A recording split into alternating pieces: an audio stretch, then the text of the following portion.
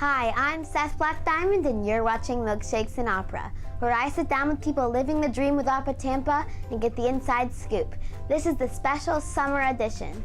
Today I'm talking with Miss Melissa Misener, the director of Trial by Jury this summer. Hi, Melissa. Hi, Seth. Thank you. Okay, tell us a little bit about the show.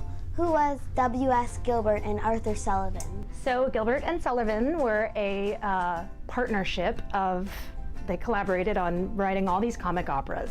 From 1870-ish to 1895, 96, something like that. They wrote 14 comic operas, which we refer to as operetta. They're very silly. Gilbert wrote the words, Sullivan wrote the music. They wrote it obviously a long time ago. What makes you think people still think it's funny? A lot of times comedy is satirical about like the politics of the day, which is true for Gilbert and Sullivan, but they wrote basically to take absurdity to its logical conclusion. So everything in it is really silly, and the things that they make fun of are pretty much how serious we take our lives and how serious we take authority. And so it's still funny because silliness is still funny.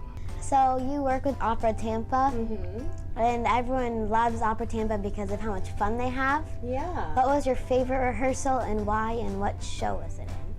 Oh gosh, well, you know, the last show is of course always my favorite show. So having performed as a witch in Macbeth on the turntable, that's fun. I don't know if you saw it. That was a really fun experience. I really enjoyed that. Even though it was a tragic opera and it was sad, we had a great time doing the evil witches. It was fun. And you sing with Opera Tampa as well. What's your favorite song you sang?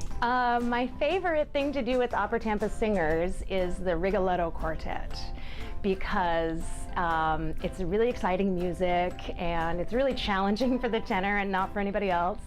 And the character that I get to play in the quartet is an assassin's assistant, which is pretty exciting. So I enjoy that. And finally, my favorite question.